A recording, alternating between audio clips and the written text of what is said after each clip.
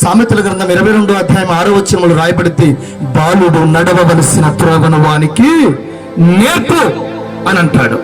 ఈ నేర్పేటటువంటి బాధ్యత మొదట స్త్రీకి ఇవ్వబడింది. దేవుడి స్తోత్రం. ఎవరికి ఇవ్వబడింది? స్త్రీకి ఇవ్వబడింది. బాలుడు నడవవలసిన త్రోవను నేర్పేటటువంటి క్రమం మొదట స్త్రీకి ఇవ్వబడింది. ఎందుకంటే బాలుడు పుట్టింది మొదలుకొని తల్లి ఒడిలో ఒక గురువులాగా, తల్లిని ఒక గురువులాగా చేసుకొని ఆయన పెరుగుతూ ఉంటాడు. కాబట్టి ప్రతి మాట తల్లి నేర్పిస్తూ ఆ బిడ్డను పెంచుతా ఉంటుంది. చాలా మంది పిల్లల్ని ఎలా పెంచాలో అర్థం కాక పిల్లలను నిర్లక్ష్య వైఖరితో చూస్తూ, పిల్లల్ని వదిలేస్తూ, మీకు కావాల్సింది ఏంటి? టిఫిన్ పెట్టామా, భోజనం పెట్టామా, అయిపోయిందా? లేదా పిల్లలు చదువుకుంటున్నారంటే ఎగ్జామ్ ఫీజు కట్టామా, స్కూల్లో చేర్పించామా, వ్యాన్ ఫీజు కట్టామా, అయిపోయిందా?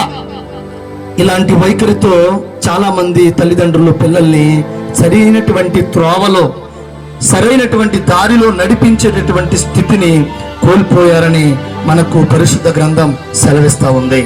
కాబట్టి ఆ పిల్లలు పాడైపోయినప్పుడు వచ్చి, అయ్యా మా పిల్లలు ఎలా పాడైపోయారు, అలా తిరుగుతున్నారని వచ్చి దైవ సేవకులకు చెప్పి ప్రార్థన చేయించుకోవడం కాదు.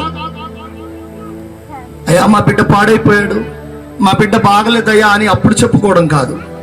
మొదటి నుండి నీ పిల్లలను ఎలా పెంచాలో నువ్వు ఆ త్రోవను నేర్చుకోవాలి. మొదట తల్లిదండ్రులే ఆ క్రమాన్ని పిల్లలకు నేర్పించాలి. పుట్టిన వెంటనే మన పిల్లలేమి గొప్ప మనసు వేసుకుని ఏమి పుట్టరు. పుట్టగానే పిల్లలు ఏమి గొప్ప మనసు వేసుకొని పుట్టరు. మనం ఏమి నేర్పకుండానే వాడేమి నేర్చుకొని రాడు.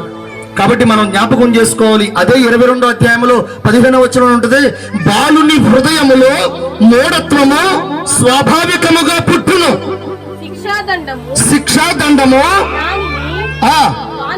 వానిలో నుండి తోలివేయును అని రాయబడింది. దేవుడి స్తోత్రం, హల్లెలూయా. కాబట్టి ఇక్కడ మనం జ్ఞాపకం చేసుకోవాలి, బాలుని హృదయములో మూఢత్వము అనేది స్వాభావికముగా ఉంటుంది.